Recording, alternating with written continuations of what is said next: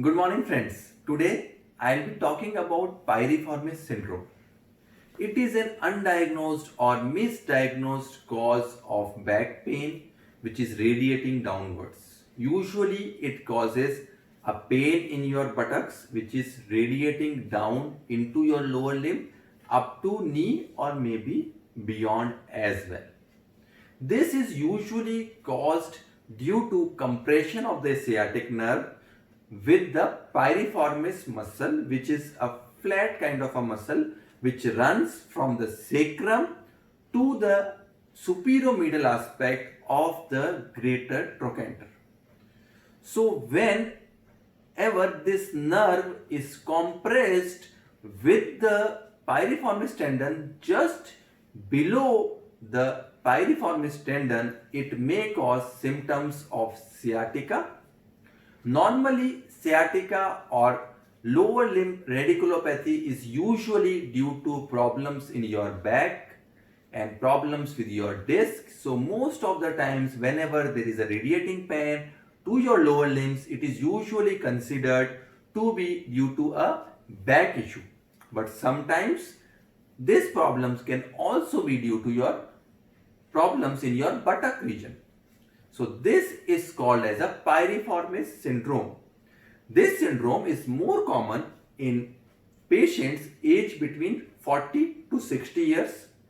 This is more common in females, specifically because they have a wider pelvis and they have increased Q angle and they have a wider pelvis anatomy, which puts the sciatic nerve at more stretched position. If we talk about the anatomy, the sciatic nerve passes through the piriformis fossa. So what it does, it passes through the greater sciatic notch and then it passes beneath the piriformis tendon. But there are many variations to it. Sometimes the piriformis tendon may be a bifid origin or it may be a bifid kind of a structure and the sciatic nerve, a part of it or a complete sciatic nerve may be passing through the piriformis tendon. And then in those cases, any problems or any pathology with the piriformis tendon may lead to the compression of the sciatic nerve, thereby leading to pain as well as numbness in your lower limb. So this becomes a debilitating problem for the patients. Now there are some very particular symptoms regarding this disease. One, the pain is increased with sitting. So this is a very unusual condition in which the pain will be increased with rest and it will be better with ambulation. If you try to walk around, it will be better. So if you sit down for on your buttocks for a period of 15-20 minutes and then the pain increase, it may be because of a piriformis syndrome. Also, you will have a tender spot in your buttock.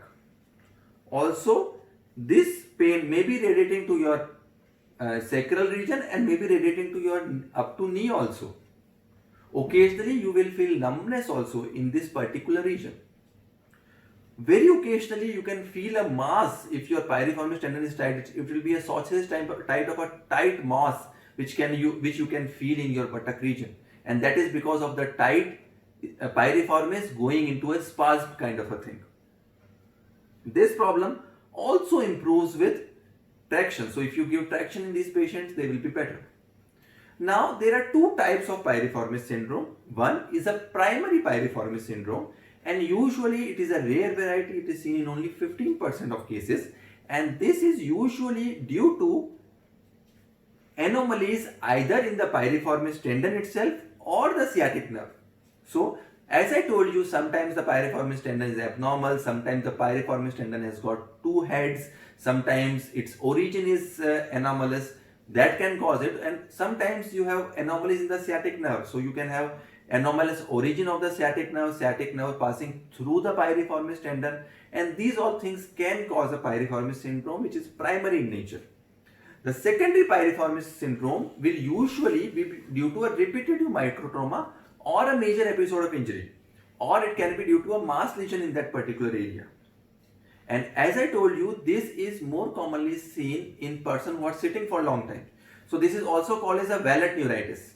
So some people, what they do is they put their wallet in their back pockets and they sit over it, and if you tend to sit over that for a long time, you may have this kind of neuropathy. So this is also called as a violent neuritis. Also, this problem is more in a sports person kind of a patient. So you can have this problem which is more in runners, joggers, jumpers, things like that. Now this muscle as a whole will origin from the sacrum, the anterior part of the sacrum between S2 and S4 level. Now piriformis syndrome can be a cause of back pain in up to 5 to 30% of patients. So it is a commonly undiagnosed cause of back pain. Now let us come to some signs which we can do to test for a piriformis syndrome. The first test is a piriformis sign, in which if you lie the patient down in a supine position, the patient will turn the foot in an external rotated position, because it will be a more comfortable position for him. So it will be a more comfortable and more easy position for him. So this is called as a piriformis sign, keeping the foot in an external rotated position. The second test that we do is a Lasagna sign, and this you do a flexion of the hip and flexion of the knee, and you press the area of piriformis, and it will be tender and painful. So this is a provocative test. The other test is a pace test or a fair test. So what we do is we do a flexion, adduction and internal rotation of the hip, and we press on the area of the piriformis tendon, and again this pain will be increased. So friends, whenever there is a doubt, always keep a differential diagnosis of a piriformis syndrome in your mind, and for that you need to do investigations. So a back MRI or a lumbosacral MRI will be normal in these particular cases as compared to a sciatica because of a slip disc or something like that. So always that is an important factor, that if you have a back MRI which is a normal and then the patient has symptoms suggestive of a sciatica kind of a thing, always keep piriformis tendon syndrome into your mind. Also, if you do a EMG NCV studies, this will be a very demarcating thing, because this is a compression at the buttock level. So all the muscles who are prior to the buttocks, that is the paraspinal muscles, will be spared, and there will be no weakness in the paraspinal and the back muscles. Now as far as the treatment is concerned, the treatment is pretty simple. You just need to put the patients on analgesics, anti-inflammatory agents, NSAIDs and specific pain medications, and you need to give the patient rest. Ask the patient to avoid sitting for a long duration of time. Also, you can give some particular stretching exercise which we will cover in our next video. Also, there are some physiotherapy modalities like IFT, short wave diathermy, which are very useful, and some stretching and manipulation techniques in physiotherapy and osteopathy are also very useful. Very rarely would a patient need a surgery in these cases. So most of these patients can be treated very well without any surgical intervention.